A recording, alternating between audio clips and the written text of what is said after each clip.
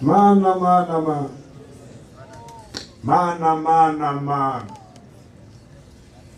Tembagaza umugayo wari utumaze kwimeza. Tembagaza agakengerwe kare katumaze kwimeza. Tembagaza imihango y'idini hari tumaze kwimeza. Ibintu bitagira ubushobozi byari bitumaze kw'igihe. Ubitembagaze ibitiro ryo muri iyi myaka y'iherezo. Ewe batira turaguteye injugujugu. Ewe batira turaguturije umuriro w'Imana.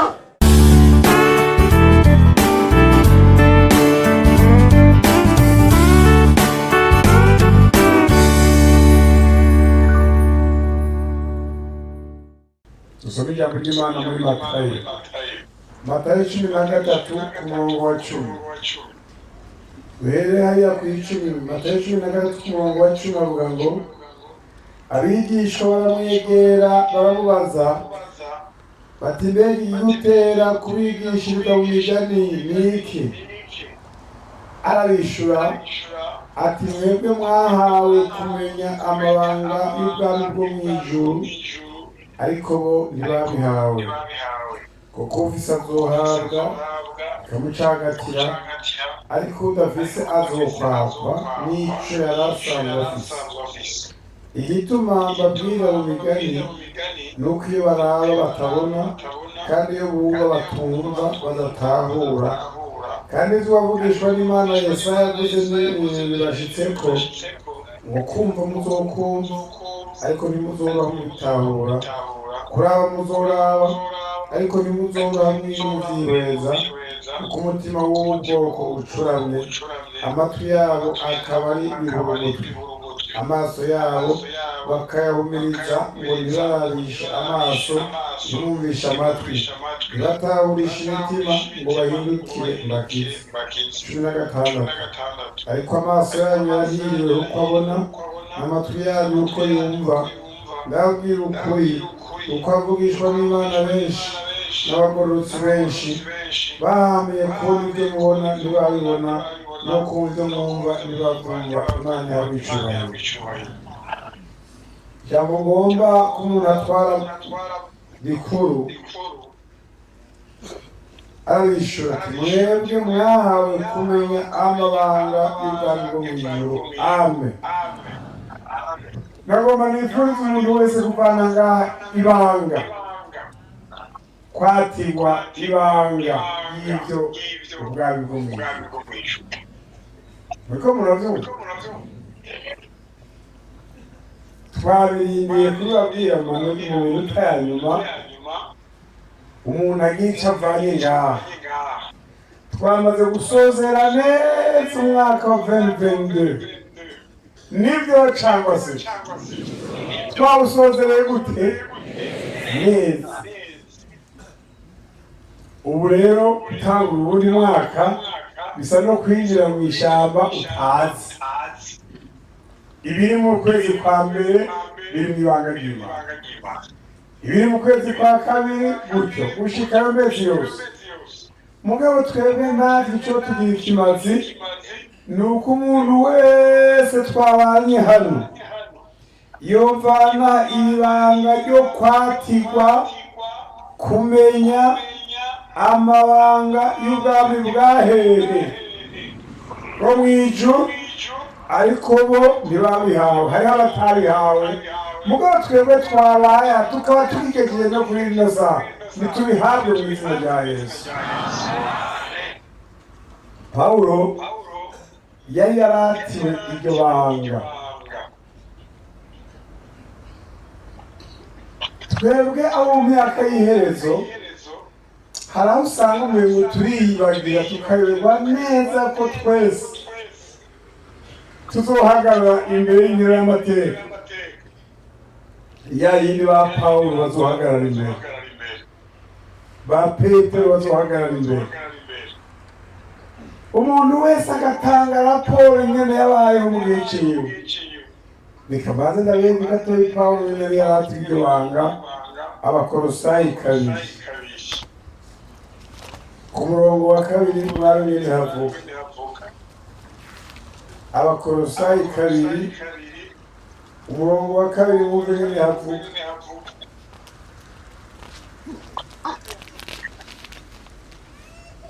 kabiri kuri kabiri havuga ngo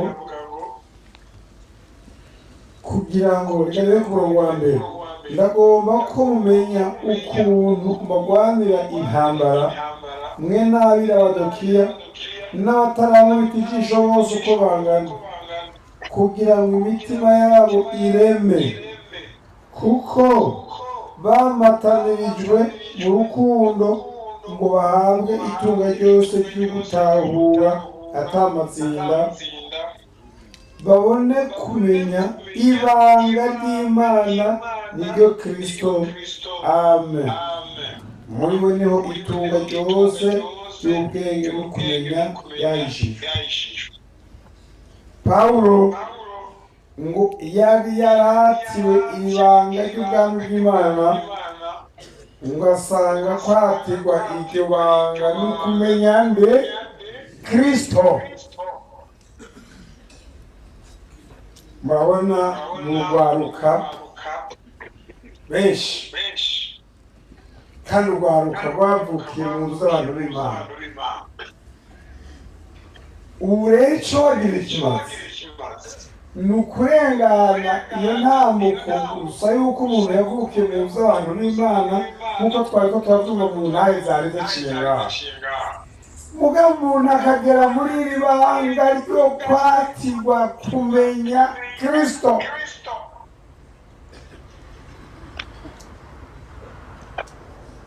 Kumumenya sawa sawa.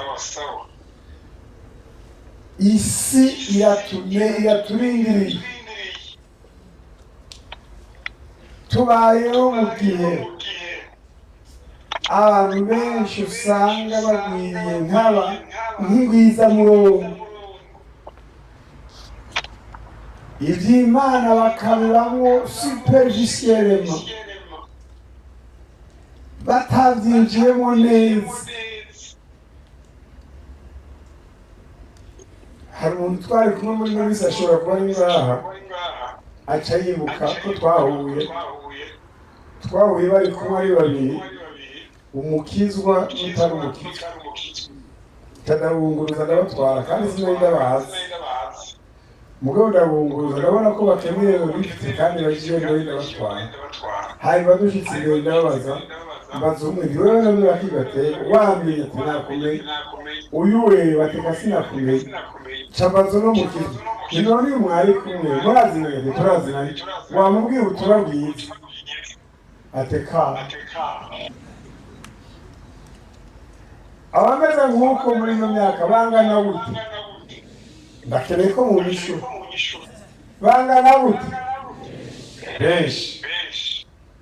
Ibyo rero bitugomba ko twatigwa ibanga ry'ubwami bwo mu ijuru tukamenya Kristo kandi tugasangira n'abandi Kristo. Udakena ubwenge wamugiye na uwo muntu adakirira cyangwa nasaba ikigongo. None sinakira ubwira ko yegera umugiye nabiye. Sabe ikigongo kubona tunayigiye utabimbarira. Abakolosayi 4:3 cyangwa urupapuro havuga ngo kandi natwe nyine mudusengere kugira ngo Imana itwugurure urugi rwo kuvuga ijambo ryayo. Tuvuga iki? Ibanga ryanjye iryo mbohewe kugira ngo ndariserure nk'uko nkwiye kurivuga. Abafise iryo banga bararivuga bakariserura. Buca ujya kuduserukira hariya ibwambarawe, buca ujya kuduserukira hariya ibukinanyana, imishiha, ikabarore. Nuko amakomine ntayazi yose. Niba duserukirayo bakakubaza iyo wahora uzovuga ngo naho uri Bujumbura muri Encadreur cyo n'igiki atabanga rikurimo nico nuzoshobora kubisobanura. Numva rero nagomba ngo ndababwire inama umuntu wese agenda asenga Imana kugira ngo ahishurirwe ibanga rya Kristo arimenye neza. Niwamara kurimenya uzoca ugenda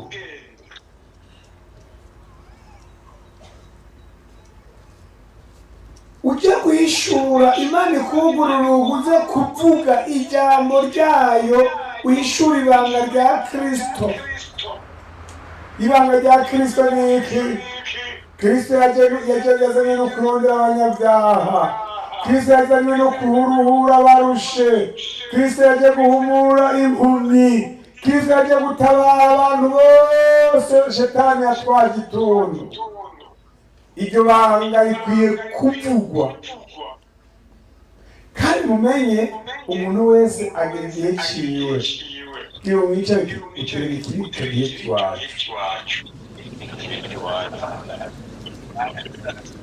Ndababaza mbega kino gihe ni ca Eliya, ni ca Elisa, ni ca Mose, ni igihe cande none cande timuvuga iki wacu cande cawe. Iyi siècle niyetwe nawe kugira ngo ibanga rya Kristo turishurirwe tuce tujya kurya tumaze kuryatirwa turishurira abantu. Abanyekorino igice cya mbere cya Korino kabiri kuri ndwi, igice cya mbere cya Korino kabiri kuri ndwi havuga ngo ariko tuvugishwa n'iki? Timurahabone habone tujyane. Ariko tuvugishwa n'iki? Subiramo. Ariko tuvugishwa n'iki?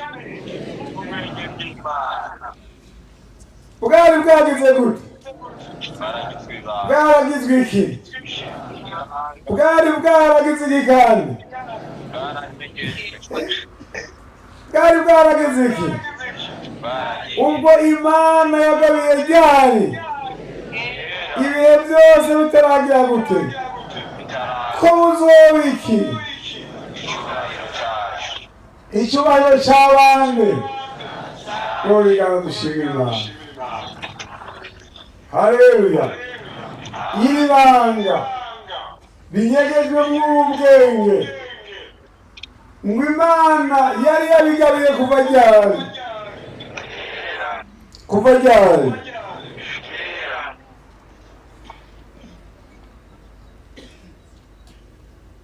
Ngo bwari bwaragizwe ibanga, bwari bwaranyegejwe ubw'Imana yagabiye kuva ryari? Kera ibihe byose bitarabaho ko buzoba iki? Abafise iryo banga ribahindukira iki?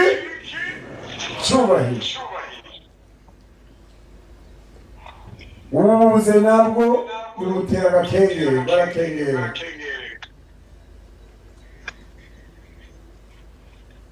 Iri banga numva dukwiye kuryatirwa. Umuntu akagenda n'ibanga.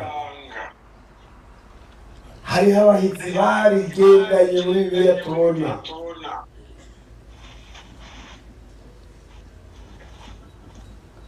Hari umugabo witwa Filipo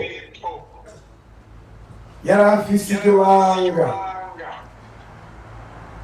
Umunsi umwe yaragiye muri Azoto kubera muri hari ibanga ngo ashitse mu nzira muhema aravuga ati Filipo, imbere y'uko ujya muri Azoto ngomba ndaguha igikorwa. Ninde yibuka igikorwa yamuhaye imbere y'uko agiye muri Azoto? Yamuhaye ubaciki cyo kubwira ubutumwa mbere. Iyi nkone y'Umuyetiyopiya ati Filipo, ibanga ufise ntiworijana hariya azoto ridashitse ku banyetiyopiya. Approche toi de ce genre. Amwereka umuntu ari umukogote ngo namwegere kubera ibanga ryari mwiwe. Aramwegera atangura kumubaza ngo mbega ivyo uriko urasoma urabitahura? Urati nobitahura gute ntaronse ubintahuza? Abafise iryo banga bashobora gusobanurira abantu bagatahura. Hanyuma Filipo ngo aca aramwigisha do A a Z kugeza aho iyo nkone iyo nyene iproposa Filipo none ibyo yigisha byose ko ndavyumvise ndavyizeye ndavyemeye twotandukana utambatije uraturemeye kandi bizeye ko Yesu ari umwami n'umukiza wacu ndavyemeye ati amazi naya mbatize aca bahamubatije. Ibyo niryo banga no kwifuza izina rya Yesu. Ibanga ryo kwemeza abantu mu mwanya muto bakaba baremeye. Ibanga ryo kumenya icyaha uvuga n'iryo ureka ukavuga ibihindura ibintu ibidakenewe ukareka ukabivuga hanyuma. Ibanga rero iri jambo numva riryoshe cyane ngo ariko tuvugishwa n'ubwenge bw'Imana bwari bwaragizwe ibanga, bwari bwaranyegejwe ubwo Imana yagabiye kera iyo byose bitarabaho ko buzoba icubahiro cacu. Ndifuza bene datako ubu bwenge bwari bwaragizwe ibanga umuntu wese yojana umugabane w'imugoroba mu izina rya Yesu. Murabona uku turi nta numwe azotumwa hamwe n'uwundi, ivyo birashobora gushika. Mugabo ico twizigiye nuko umwe wese azotumwa hariya uwundi atumwe hariya. Mperutse mu gihugu ca Canada, imbere yuko ngaruka nagiye mbona umwe mu twareze ngaha muri 2023 nasize tumwakiriye ahantu ari mu gisagara muri province ya Quebec. Mwene data yitwa George, abakera muramuzi, yari mu barongozi bari barongoye muri IPEA. Nibaza ko yararongoye korale centrale cyangwa korale IPEA. Uwo rero ubu baramusengeye muri misiyoni ya Kirundo, ariko ubu ari muri ico gihugu ca Canada. Niyo yatwaye ubutumwa. Uko rero yatwawe hariya niko nawe buca utwagwa ahandi. Mbega mwifuza kuzogarukira ngaha mutagiye gusetangana n'umunsi n'umwe? Ninde yifuza kuzogurukana ubutumwa bwiza bwawe? Tuza amaboko Yesu abafotore. Uko mungana niko afise ibihugu bingana, nuko mungana ashobora umwe wese kuruka hari undi hariya. Mugabo niwagenda tabanga bikurimwo ry'ivy'ubwami bw'Imana, uzomara imyaka n'iyindi bati mbega hariya wamaze iki? Ngo nagiye kwinjiza hawe, nagiye kurondera diyama. Mugabo ivyo kubirondera si bibi. Mugabo mwebwe mumenye aya majoro turara ngaha turiko turatigwa ibanga niritaye iwawe mu izina rya Yesu. Abanyefeso 6:19 kandi birivuga ngo mu kibuga cy'umugani ngo bibwirwa benshi bikumva, bene vyo nimuvyakire. 6:19 Abanyefeso bavuga ngo kandi nanjye nyene munsengere kugira ngo mpabwe insiguro uko mvuze kose menyesheshe amanga ibanga ry'iki ry'ubutumwa bwiza. Iryo sengesho ndabibasavye bene data, muransengera namwe Imana ibatabara. Umuntu wese yumva ko ahantu hazobahagaze. Hari umwe data yadushingiye Intahe hano, ingene ubutumwa bwiza bumaze gushika mu muryango iwawe. mwumvise se ngene yarameze, ariko yahindutse umukozi w'Imana, umuntu w'Imana. Icyo nibanga. Hari umwe dushingiye Intahe mu myaka iheze yiga muri PEA. Ingene se wiwe yari yarababwiye ngo umuntu wese azokizwa ngo ntazagarukiwe, ngo bazohigura. Yaradushingiye Intahe, amaze gukizwa ngene Imana yacimushira mu ibanga. Yabigize gute? Yaribaje ati ikintu nokoresha cotuma data azonyemera ntazangwanye niki. Aca yiyumvira rero ngene ryabanga azorishikana iwabo. Atangura kuja kwiga kurima, atangura kuja kwiga gukora ibikorwa vyo muhira. Ibyo atari yarakoze aja kubikora. Se wiwe ngo aramubaza ati mwana, ibi bintu abantu bahigira kaminuza canke bayigamwo ko tutahora tubona abakunda kubikora, wewe vyageze gute? Ati papa, ati hari ikibintera. Ati niki kiga mwana? Ati rega papa, buza narakijijwe. Ngo abakizwa nuko bameze. Ati nuko tumeze. Akabona atsinduka gukora, kirirwa yarakora. Hanyuma acabwira abandi bantu ngo bane mwica azobabwira gukora urya mukuru wanyu murazogikora. Urumva arababwiye ko azojana guseba. Hanyuma teka papa tukubwira bigende neza, aho tangura wewe. Bashabaje gukizwa bose guhera kuri se na nyina n'umuryango wose. Ati ngo tugende turabonye abakizi icarico. Byaciye bigenda gute? Ngo bahora bakora baririmba indirimbo, babonye wa mukozi w'Imana atashe. Bahora ngo turirimba umuvyeyi wacu araje. Aho baririmbira ni wa munyeshu. Umuryango wose aca hinduka umuvyeyi wabo. Kuko yaravise iki? Yaravise ibanga. Mbari wo mwice iryo banga wowe mur'ivyo. Ninde yifuza ko rimwinjiramo? Mana urababona. Rirabiwajwe n'umunsi mw'izina rya Yesu. Amen. Iryo banga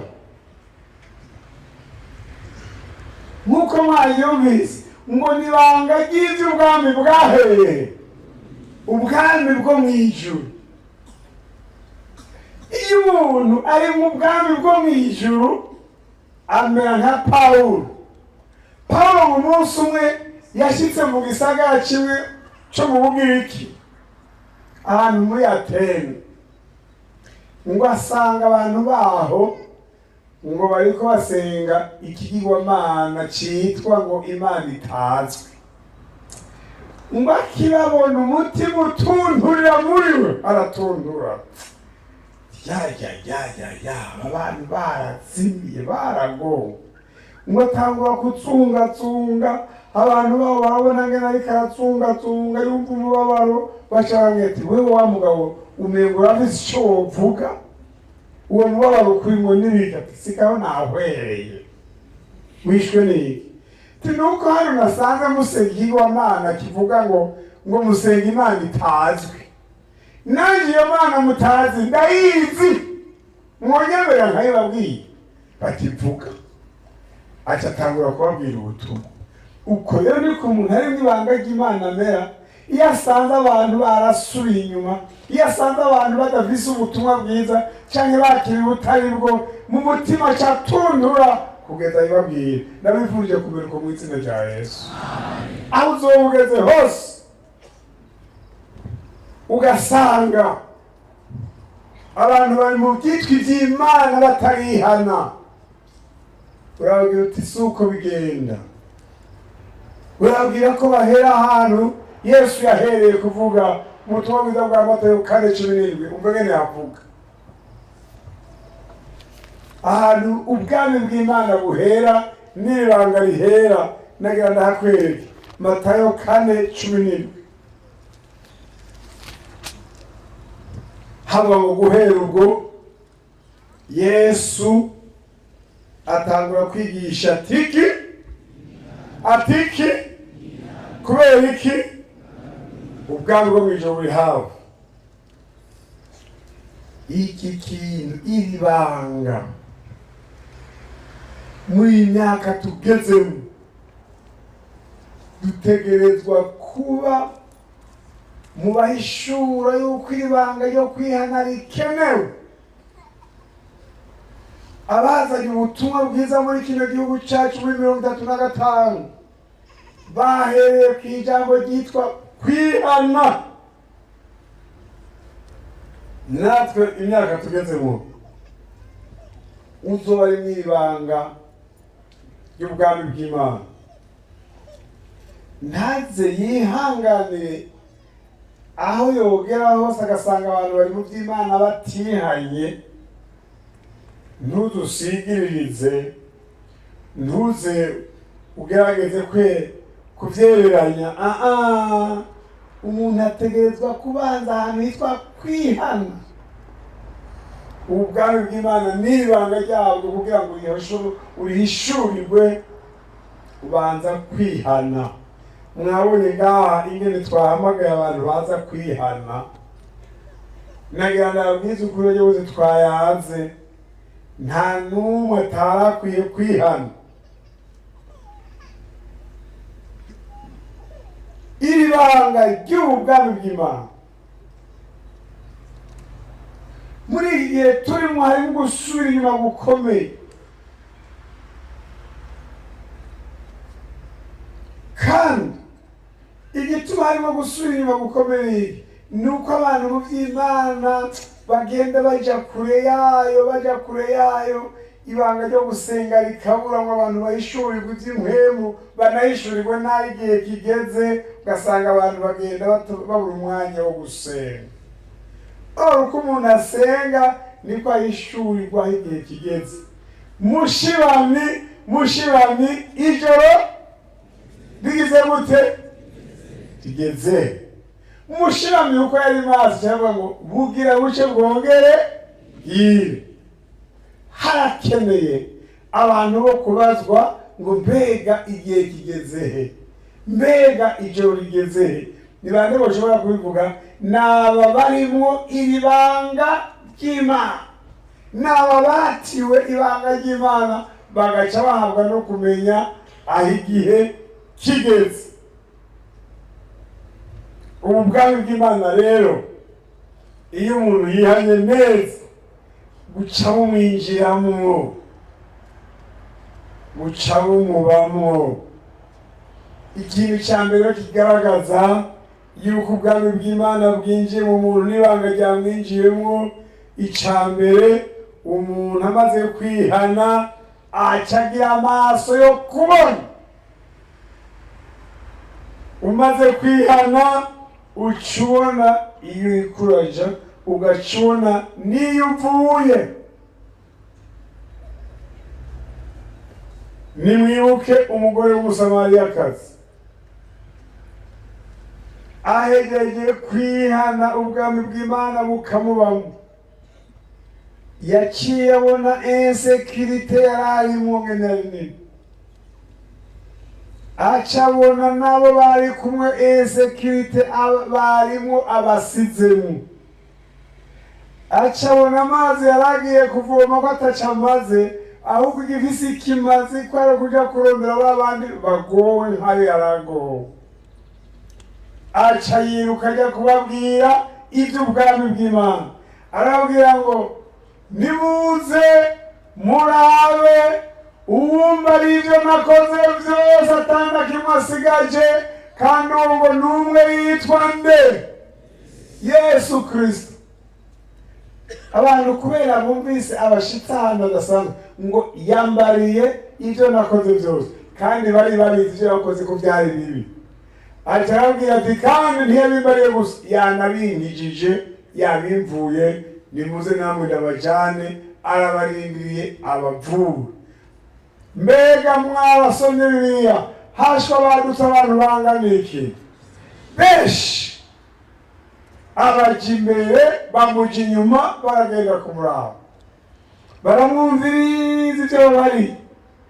Nabo ibanga rya Yesu riba ryabinjiye, ngo rimaze kubinjira acavuga ati mugenzi, ibyo wa mugore yatubwiye twabyiboneye kandi dusanze ari ukuri.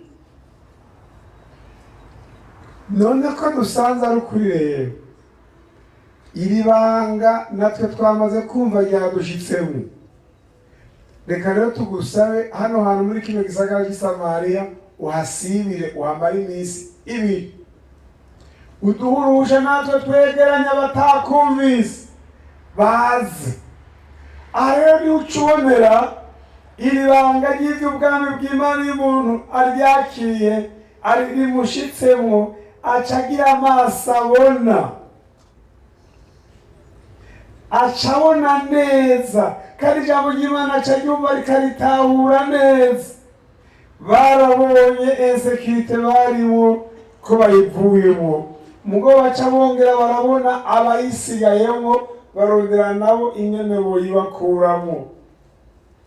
Kandi iyo umuntu amaze kuronka ubwami bw'Imana akategura ibanga, ikica cyubamwo, aca yidegembya, aca abohoka. Ujya mugore ntiyasubiye gukwegwa n'ubusambanyi bwari bwaramubuje, yaciye yidegembya. Niyo mpamvu yagiye kuzana abari bafitaniye amadosiye nawe, nimuze ndabajane namwe abavure nk'uko yamvuye. Kandi nabariwe, iyo umaze kwinjira muri iryo banga ry'ubwami bw'Imana bukakwinjiramo, ibanga ryabwo ukarisobanukirwa, ucugira umunezero w'agakiza. Dushobora gushingira Intahe Yesu utanezerewe. Ibanga ry'ubu bwami bijyana n'umunezero. Numva rero umutima ndiko ndagoberwa, ndavye abantu bari mu bwami. Ubu bwami bwa Yesu bwaserukanye n'umuco, bwaserukanye n'ukunesha, bwaserukanye n'amahoro, bwaserukanye na satisfaction. Ariko abari muri ubwo bwami twahoramo kera bwa shetani baragowe, bagowe n'ibyaha bama bariko barakora, n'impumyi. Yaba badahumye nibo bakora ibintu bituma bibica no kubica.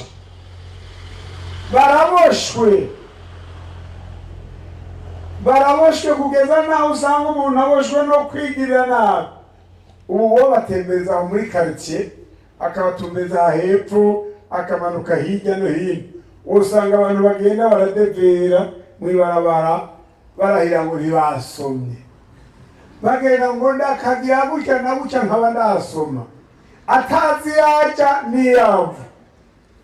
Abo bose rero bazobohorwa n'abandi. Nimunyishure, bazobohorwa n'abandi. Nabo muzi, mwari Université, mwari mu France, bazobohorwa n'abandi. Bazobohorwa n'ababohowe, twebwe ababohowe. Mugabo ndiko ndarabira imyaka tugezemo, benshi bomengo niba sindabibazwa.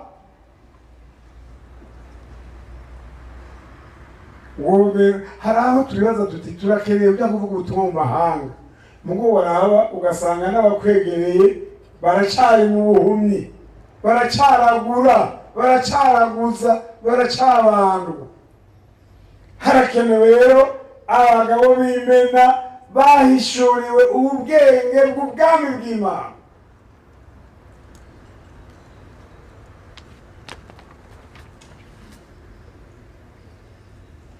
Kandi ubwami bw'Imana rero, abahishuriwe ubwo bwami carico, hari ikintu bakora.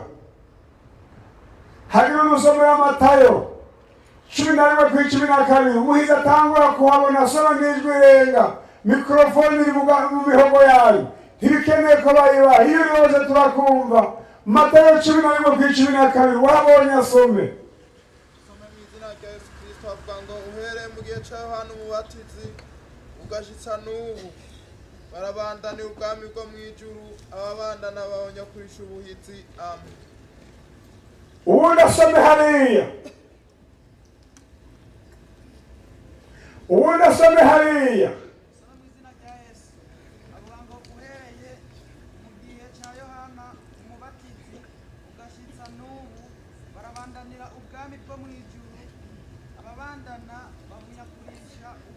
Hariya.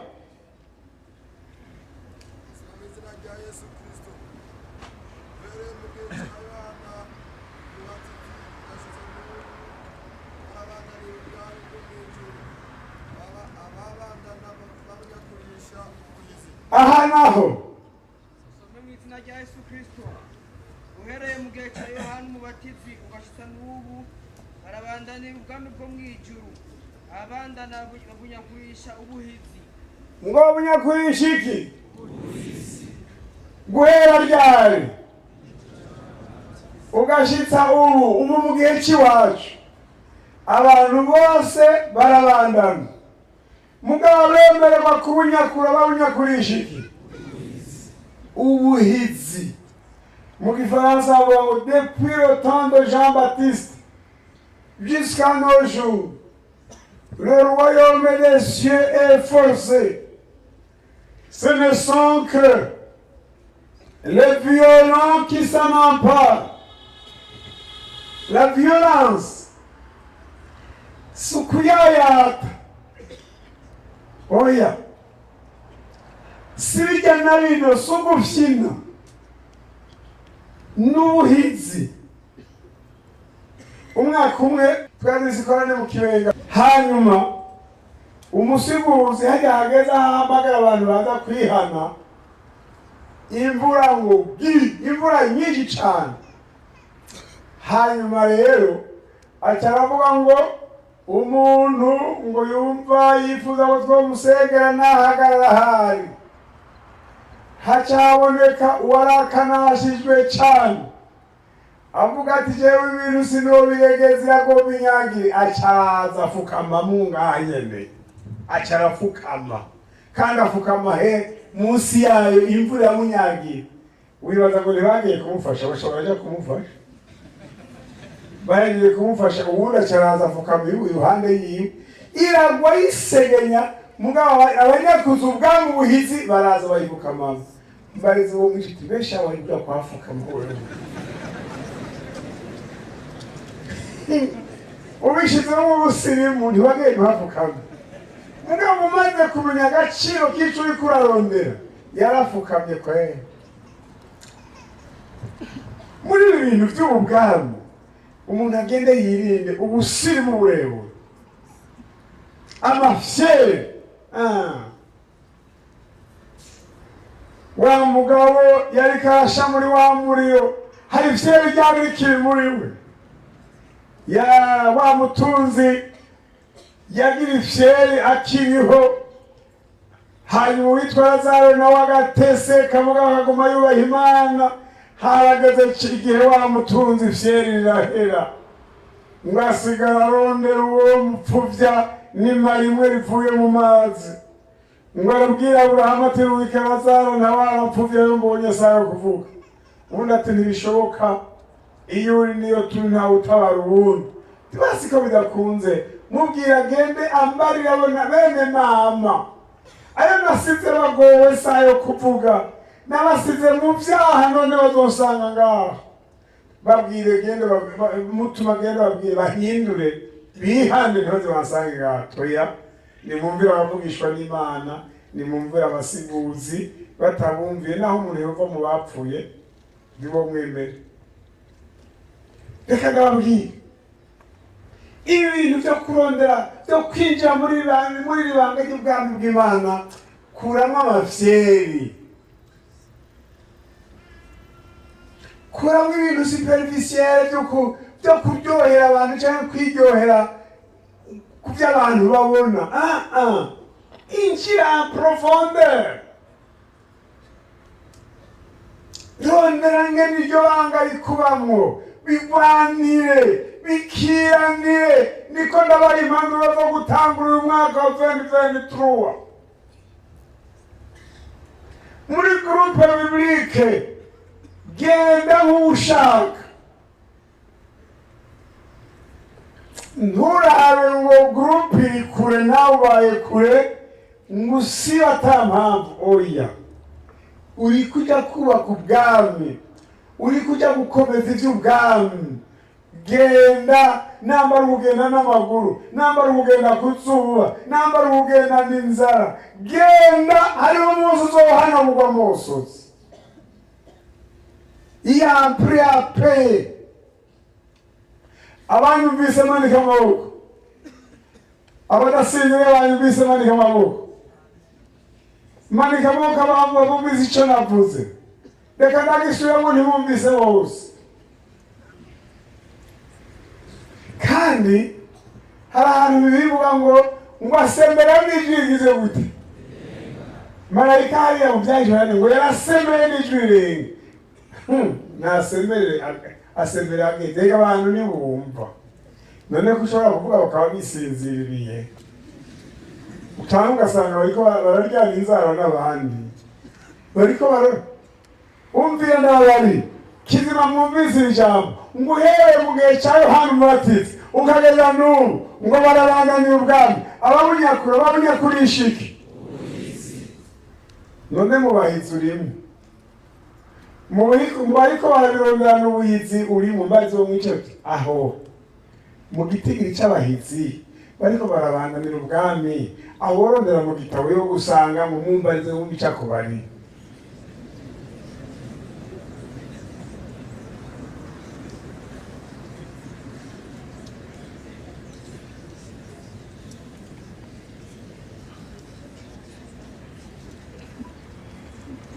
umviriza bakundwa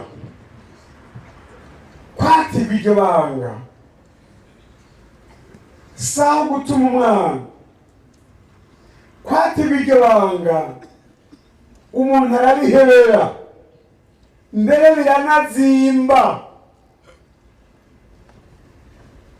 bisaba igiciro gikomeye igiciro kingana gute gikomeye ugomba kuraba igiciro bisaba nasome mu Matayo 13:44 uhabona asome Matayo 13:44 utangura kuhabona asome murabe ngene atari ivyo kuyayata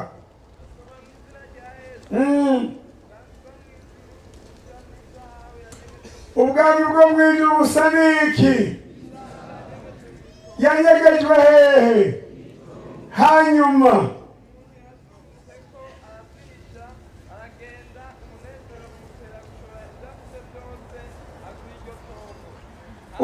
oyageza ubwami bwo mw'ijuru ngo busa n'iki izahabu yanyegejwe hehe ngo wazungutse agacagira gute arahisha ngo acashe umunezero umutera kugira gute gushora ibyo afise byose agenda kugura iki iryo tongo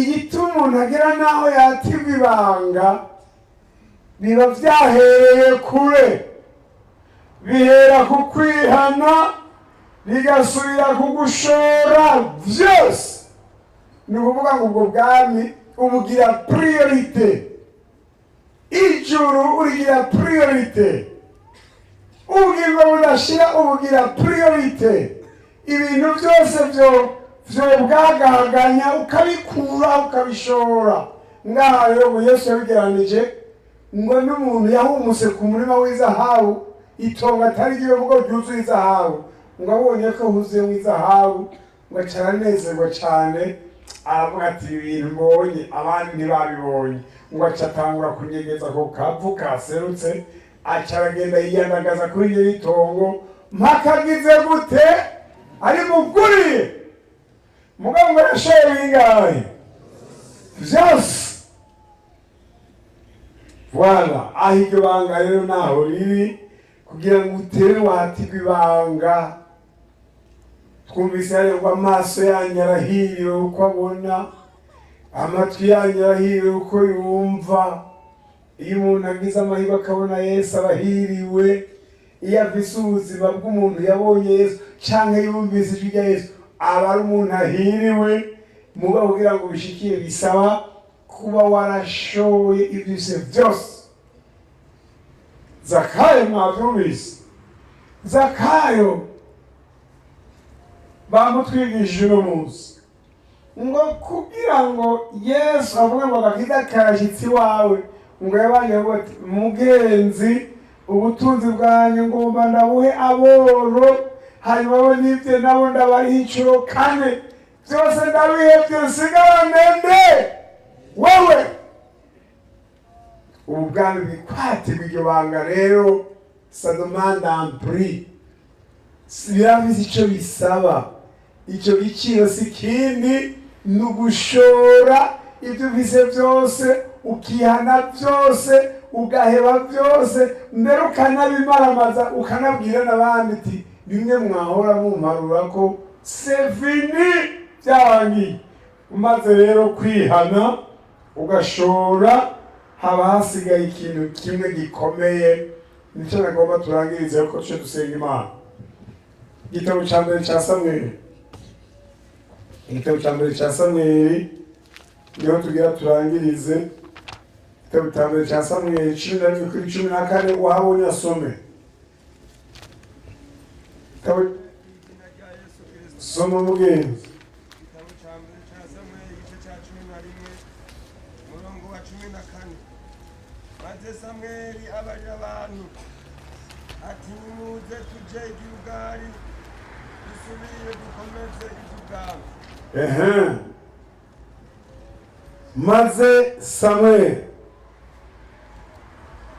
Maze Samweli agira gute? Abarira. Maze Samweli abarira abantu ati nimuze tuje i Gilgali dusubire dukomeze iki? Matayo 6:8, 8:16.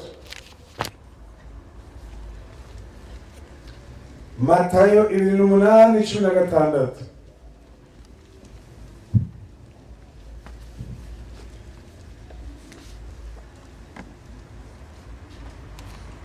Kanasome havuga ngo maze barigishwa 11 baja i Gilgali, Galilaya, ku musozi Yesu yabarangiye. Bamubonye baramusenga, ariko bamwe barakekeranya. Yesu arabegera arababwira ati jewe nahawe ububasha bwose mw'ijuru no mw'isi, nuko nimugende muhindura amahanga yose abigishwa, mubabatiza mu izina rya Data twese n'iry'Umwana n'irya Mpwemu Yera, mubigishe kwitondera ivyo nabageze vyose, umve ndi kumwe namwe iminsi yose gushitsa ryari ku muhero w'isi. Abamaze kwishurirwa iryo banga ry'ubwami, abamaze kumva uburyohe buri muri ubwo bwami, abamaze kwihana ibyaha byose, abamaze gushora ibyo bafise byose kugira ngo bagure iryo tongo aricyo gakiza, baca basabwa kuja gukomeza ivy'ubwo bwami, baca bateramira ko ubwo bwami bukomera aho baherereye, bagaca bashira mu ngiro ijambo Yesu yavuze ngo nimugende, ngo nahawe ubasha bwose mw'ijuru no mw'isi, nimugende mubibwire abandi, nimugende muhindure amahanga abigishwa, mubigishe kwitondera ivyo nabageze, ngo nanjye nzoba ndi kumwe namwe iminsi yose. Igihe uzoba uriko uraja gukomeza ivy'ubwami ndagupfinze, uzoba uriko urashira muri sekirite agakiza kande kawe. Ubonye uriko urakomeza ivy'agakiza aho ubaye, ubonye nk'ufashe urugendo utiduze muri interiyere gushinga Intahe, bamwe twigana, bamwe twaririmbana, twasangira ibikorwa, ukiriko uragenda ubu uri gutangura gukomeza agakiza kiwawe imbere yo kuja gukomeza ivy'ubwami mu bandi. Ico kintu utagikoze naho ubu uri gushira mu ntege nke ivy'ubwami muri wewe.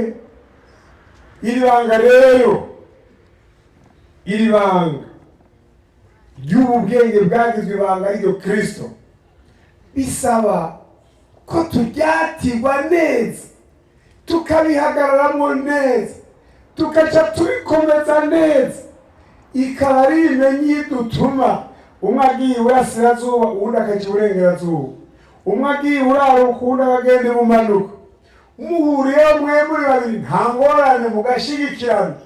Umwe agiye ku ntambuko y'imetero 100 uwundi akaja ku metero 100 ntaco bitwaye.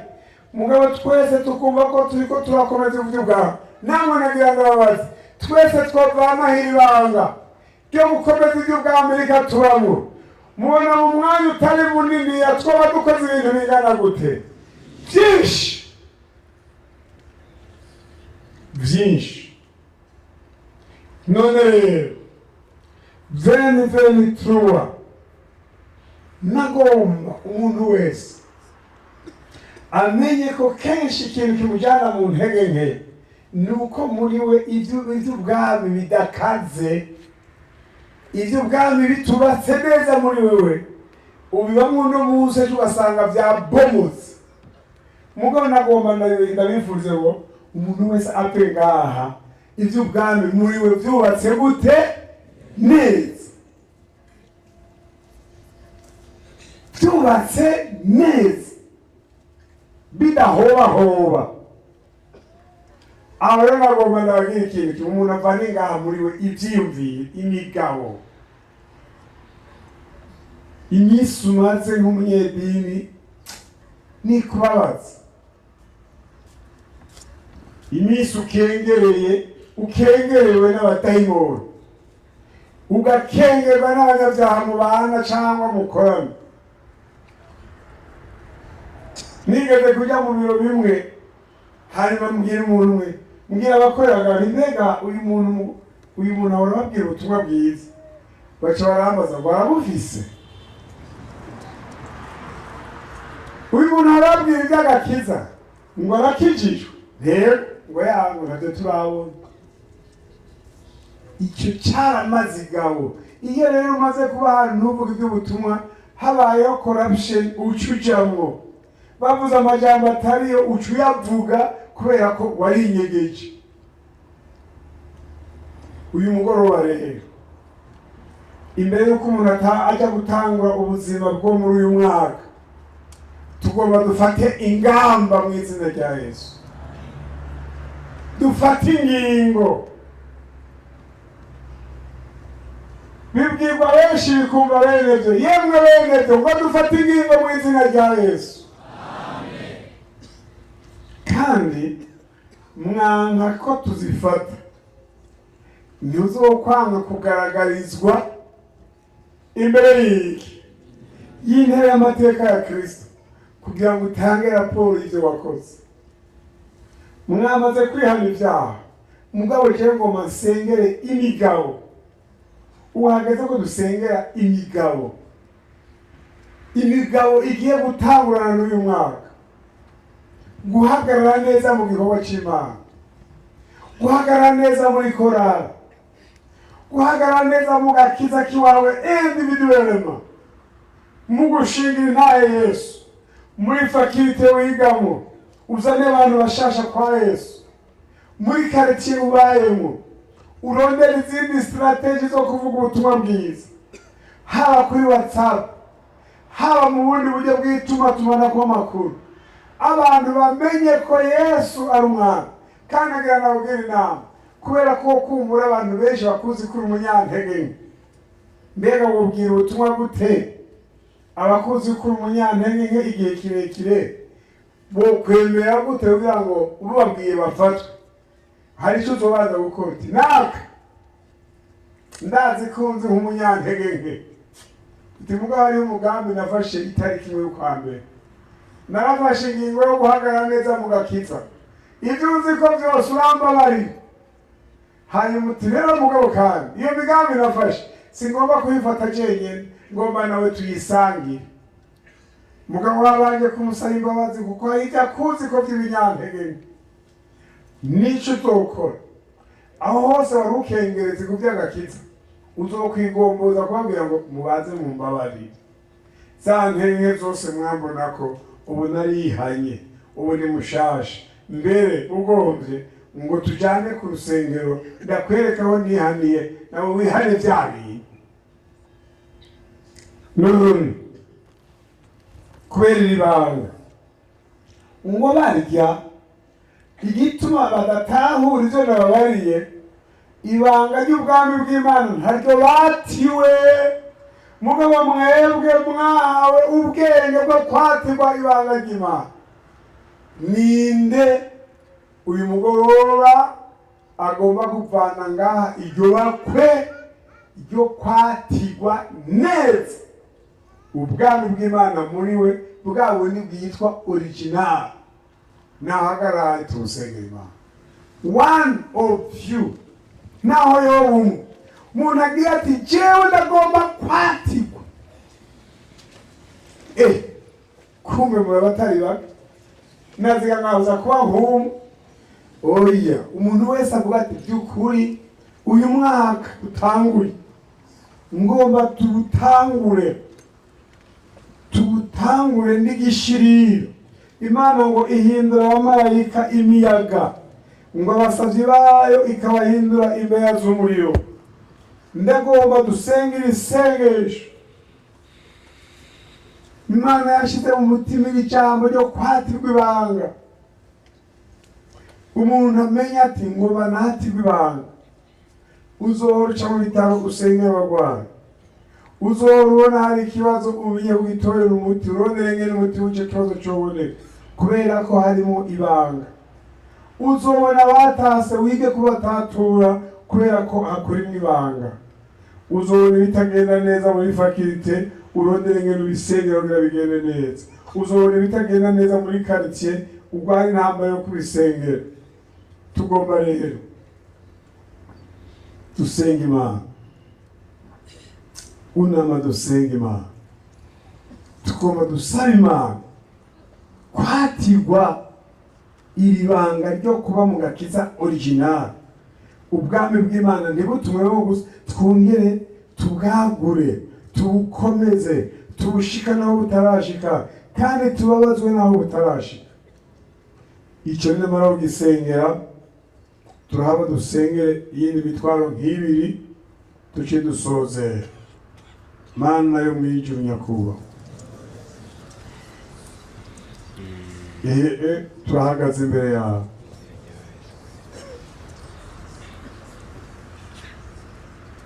Ibyo umuntu ariko ariyumvira urabibona.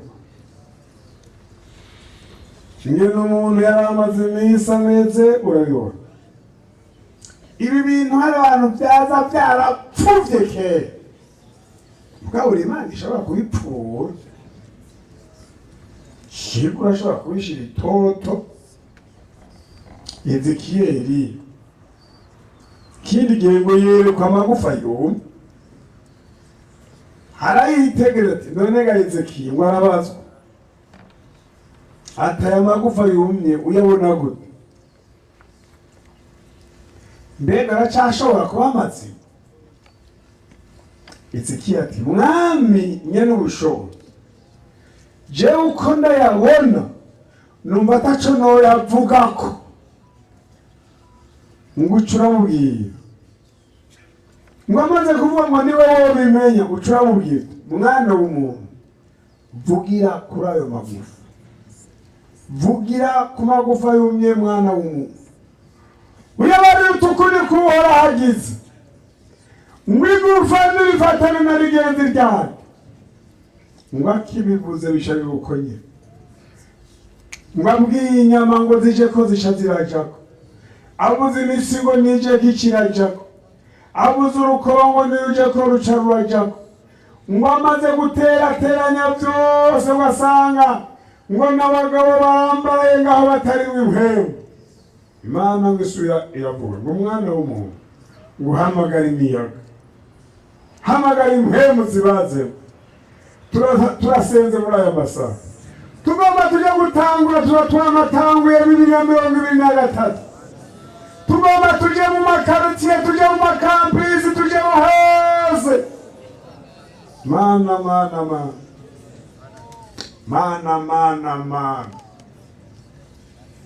Tembagaza umugayo wari utumaze kwimeza. Tembagaza agakengerwe kare katumaze kwimeza. Tembagaza imihango y'idini yari tumaze kwimeza. Ibintu bitagira ubushobozi byari bitumaze mu gihe. Ubitembagaza uhagaze ibitiro ryo muri iyi myaka y'iherezo yewe batira turaguteye injugujugu yewe batira turaguturije umuriro w'Imana. Aya masengesho ntagarukire hano, ntagarukire ngaha, nashike hajya hepfo, nashike hajya hirya, najabuke hakurya, nashike kure. Abari mu idini batagira ubugingo nabasange. Muhemu hindura ibintu. Ubugaragwa bwabaye burebure muhemu, itiro ryabaye rirerire muhemu. Abantu biryamiye mu kiyaya nta gakacira, biryamiye mu kiyaya nta kazoza, ariko turasabye bihinduka. Wa mosozi amwe yahora kuri Yeremiya, hamwe yo kuririra igikorwa c'Imana turakugarukanye. Wa mosozi amwe yari afiswe na Timoteyo ngo yari yakuye kuri nyinakuru, ayakura no kuri nyina, arashishikara muri ayo mageneration. Uno munsi ayo mosozi yaraheze, yo kuririra basubiye inyuma, yo kuririra bataramenya ubwoko bw'Imana ko buriko buraja mw'ijuru. Turasabye ayo mosozi agaruke. Ndasenge bano bahungu bahagaze, ndasenge bano bakobwa bahagaze, aho nyene bahagaze batere serumu y'ubumana, batere serumu y'ubumana, serumu yo gukangura, kangura runo runganwe, kangura igeneration, kangura. Erega babuca bajya gushwara igisagara, buca bajya gushwara ibisagara byo mu gihugu hagati, buca bajya mu makomune, buca bajya mu mitumbi wabo. None bazogenda batwaye iki? Nibatimba ibanga ry'ubwami bw'Imana, nibatimba ibanga ryo kumenya icyo muhema abwira amashengero, nibatimba wa muriro, wa wundi bari muri bafumbere, wa wundi bari muri ba Petrus, wa wundi wari muri babandi bamwe bakera badomeka isi igafatwa n'umuriro. Abahungu umwami batse nk'igishara kimwe, batse mana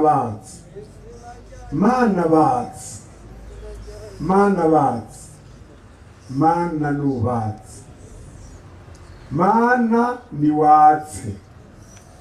Aba bantu turabasabiye, batsemwe iby'imwemu, batsemwe ibikomeye, turasabye bihinduka 2023. Turagomba kugira icyo ukora, turagomba kugira icyo dukorera kidasanzwe. Mana harageze kugira icyo ukora, turakeneye kubona icyo gukora gishasha kidasubirwamo, atari icy'intege, atari n'icyo tumenyereye. Erega aranago ngo uhoraho mbagira akora ikintu gishasha, ngo ntimwari bwakibone, ngo none ntikigira giseruke. Ikintu gishasha. Mana turasabye gishasha cyo gukamura ibitiyo, cyo gukamura ibi binyantege, cyo gukamura urwango n'inzigo, cyo gukamura ingenzi gusubiranamwo, ingenzi kuryarukana. Mana turasabye ugira icyo ukoze, Mana turasabye ugira icyo ukoze. Urakoze Mana, utwatire ibanga ry'ubwenge bwari bwaranyegeje, ibanga ry'ubwami bw'Imana. Kandi ndasenge bamwe badukurikirana kuri Zoom, boba tukiri kumwe aho bari hose, abo babareburuye bakajya kuryama, ubashishikara ubaronde, nabo nyene ubatire rino banga, uritwatire uribatire, n'abatariyondeye uribatire. Hari ibintu ushobora gukorera mu nzozi, hari ibintu ushobora gukorera mu ihishura, ugahishura ibintu tukabihishurirwa, umuntu akabimenya atanavyumvise, akabibwirirwa mw'itiro, mugabo agasanga yabihawe. Mana urakoze, uragahezagirwa, ni wewe Mana nyama, ni wewe Mana udasanzwe.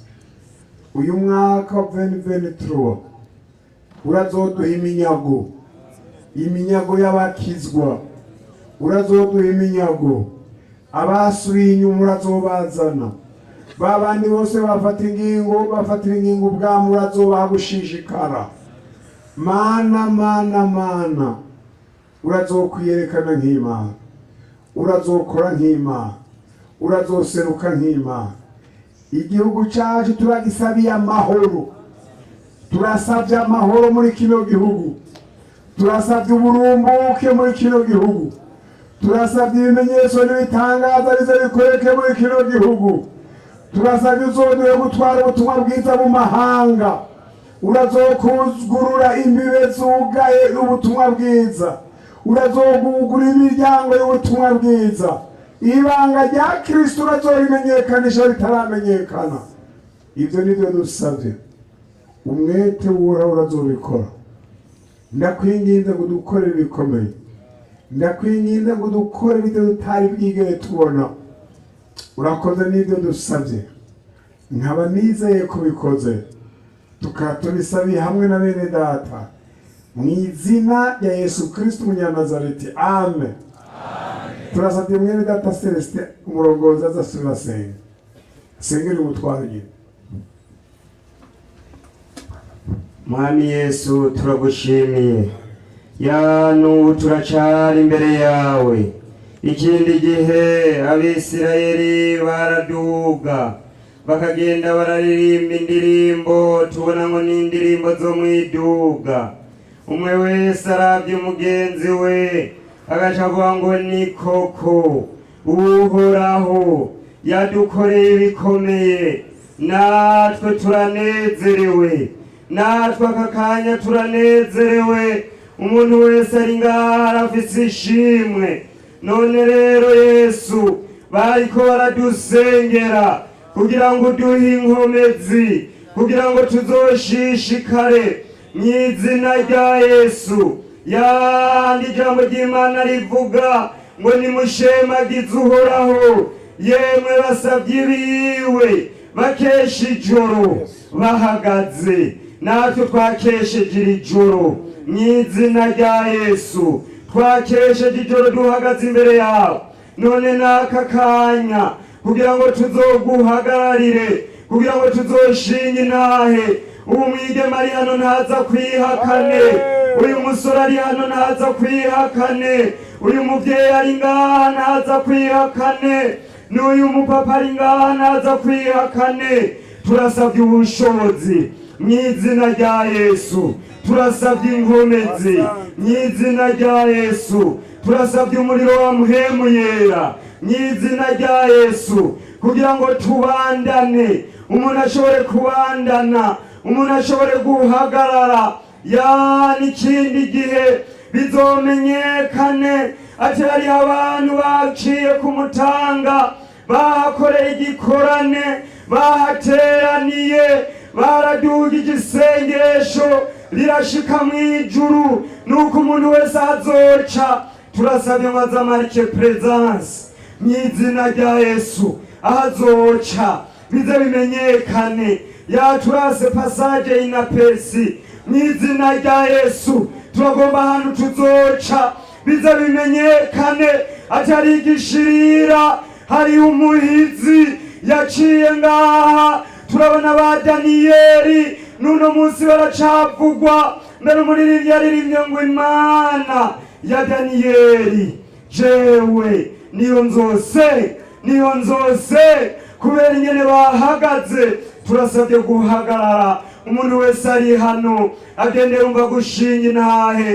N'uwo abadayimoni bahora bakengera uno munsi ahari karaca mw'izina rya Yesu, kubera ryabanga ry'amaraso, rwa ruzi rw'amaraso twogamwo rumwe twatangurira mu mwaka, ahaza guca abadayimoni baze kwisenda, baze kwigirwayo, naho bo barabarozi mu izina rya Yesu, naho bo barabapfumu, aho yaca bagenda bavuga ngo ararenganye, turasavye umuriro mu izina rya Yesu, mu izina rya Yesu. Ijambo rivuga ngo abanje ndabazi kandi bari ku ikimenyetso, mu izina rya Yesu. Umuntu wese yari ngaha, ikimenyetso gituma abo mwubahwa. Ahandi nasomye amajambo uvugisha Yesaya, uravuga ngo kuko wabaye umwubahwa imbere yanje, wabaye w'igiciro muri uyu mwaka wa 2023. Umuntu wese azaba umwubahwa imbere y'Imana. Ya muntu wese yaraye hano, yani yaseruka ariko aravuga ijambo ry'Imana, ariko arashinga Intahe, ijuru riza ryature, atujyana umwubahwa. Haleluya, ati n'umwubahwa imbere yanje n'uw'igiciro. None turasenze, umuntu wese umugerere neza, duce twumva akayaga keza, tuze kuva ngaha twese twumva dufise amashimwe mu mutima, kandi turizigiye kuduhaye izi nkomezi, kuduhaye ubushobozi, kuduhaye kurinduka, ko duhejeje kumva ingene ibintu bimeze, ingene shetani ariko aradiriwe agakiza yari kishengero. Twese dusabye kurinduka mu izina rya Yesu. Umuntu wese aca arinduka, aca ahanga ibendera, ni wewe, kandi turizigiye turi kumwe nawe kuzotwambutsa, uzodushikana amahoro no kubwa mpwemu yera waduhaye. Ni mu izina ryawe ryera Kristo Yesu dusabye ibi byose twizeye, amen. Muhaguruke dusezerane. Twagomba ubwa mbere dushimira Imana muri byose yadukoreye. Imana yahabwa icubahiro. Mbega murayishimiye ku ijoro ryiza yaduhaye? Muranayishimiye ku mwaka mwiza yaduhaye? Abashimye mumanike ibiganza byo gushima, mushimira Imana. Imana ibahezagire. Ijambo rigira kabiri, turabashimiye ingene mwihanganye kugeza ku munota wa nyuma. Imana ibahezagirire. Imana ibahezagirire. Cya gatatu, turashimiye mwese aba-universitaire mwagiye hamwe mugakora kino gikorwa mufatikanije n'aba-Encadreur, kikagenda neza, kigasukura neza, mahema meza, dekorasiyo nziza, intebe nyinshi, amatapi, byose kuri ibyo mwakoze. Umwami Yesu abahezagire. Umwaka uza naho nyene muze mwitegure. Imana idufashije hazoba ari aha nyene canke duhinde tukaja nta ngorane, ariko muze mwibuke gusa ko muzokwagura bigasumba uko byagangana uno munsi, kuko ababizamwo bazoguma bagwira. Icya gatatu, cya kane, turabashimiye ubumwe mukoreramo. By'ukuri abari muri mpwemu baba mu bumwe, mushishikare mukorere mu bumwe no mu bindi bikorane byose bizoturanga muri uyu mwaka, bizobe mu bumwe, mukorere hamwe nk'uku nyene. Kandi ndizeye ko Imana izogenda itwongera abagira gute? Abakizwa. Umuntu wese agenda akore kugira ngo abakizwa biyongere. Umuntu wese agenda asenga Imana kugira ngo abari mu buzima bakoreshwa na shetani bamucike baje kwa Yesu. Ivyo nivyo umuntu wese agiye gusengera, hanyuma ibisigaye umuntu akore uko ashoboye kose. Ariko kandi nk'abanyeshuri ntitwogenda tutabatekereye impanuro zo kuja gukomeza n'ivyigwa. Mwige mumenye ibikorwa birabarindiriye, kandi bize bibasange muri abanyabwenge. Mwige mukore, mushitse mu kazi muze mugakore neza, muheshe icubahiro Imana no mu kazi. Mukiri mw'ishuri muheshe icubahiro Imana mu kumenya no mu gukoresha ubwenge, ata trisheri zirimwo. Ibisigaye tugume tubayeho twiteze iki? Inzamba. Ishobora kuvuga mukanya. Nagomba rero umuntu wese yiteguye ko tumurikana umuhezagiro wa nyuma. Ninde yifuza gutaha n'umuhezagiro? Mani, turamanitse amaboko tuyatumbereje hejuru iyuri abantu bose bihanganye kugeza kuri uyu munota ndabahezagiye mu izina rya Yesu Kristo. Amen. Kandi umuhezagiro n'ubomeko mu izina rya Yesu Kristo. Amen. Mbere n'abaza batashe umuhezagiro w'Imana n'ubomeko mu izina rya Yesu Kristo. Amen. Mbere n'abo baserukiye batigeze banaza umuhezagiro wawe n'ubasanga iyo bari bagumye mu izina rya Yesu Kristo. Amen. Kandi turasabye ngo mu mwaka uzana batanye uzobakoye ku mutima baze kurondera Imana kuri uyu musozi mu izina rya Yesu Kristo. Amen. Babandi waduha bose bashasha canke bari baraguye imwe mu Imana iraguma nabo bashishikare mu izina rya Yesu Kristo. Amen. Umuntu wese yari ngaha turamusabiye amagara meza mu izina rya Yesu Kristo. Amen.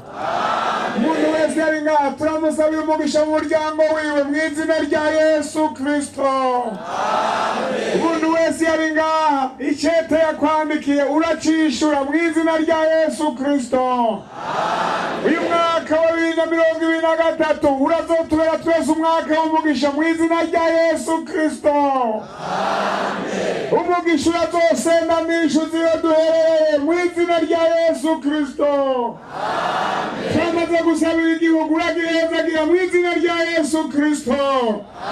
Uragira imvura itarenze kandi ataringe mu izina rya Yesu Kristo. Amen. Urametse ibiribwa bize bigenda neza n'ibitungwa bimeze neza mu izina rya Yesu Kristo. Amen. Uragwiza n'akazi mu izina rya Yesu Kristo. Amen. Imiryango yacu irava mu bwiza ijya mu bundi mu izina rya Yesu Kristo. Amen. Uraduha abakizwa bagwiriye mu izina rya Yesu Kristo. Amen. Urahezagira amahanga mu izina rya Yesu Kristo. Amen. Nabo twasanze ubutumwa hose bari urabasangayo mu izina rya Yesu Kristo. Amen. Ibyo tudasabye urabiduha ku buntu mu izina rya Yesu Kristo. Amen.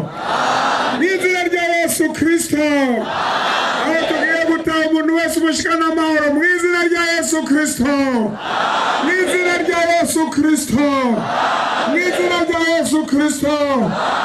Hanyuma umuntu wese uramukorera igitangaza azomenye ngo iki ni cyavuye kuri rya joro mu izina rya Yesu Kristo. Mu izina rya Yesu Kristo. Rero no mwanya ugenda udukorera ikintu gishasha cyiza mu izina rya Yesu Kristo. Turagushimiye ko amatara atacitse mu izina rya Yesu Kristo.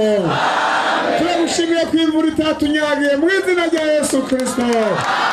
Turagushimiye ko atacahungabanije umutekano wacu mu byose mu izina rya Yesu Kristo. Turagushimiye ngo n'ibinyamajwi byagenze neza mu izina rya Yesu Kristo.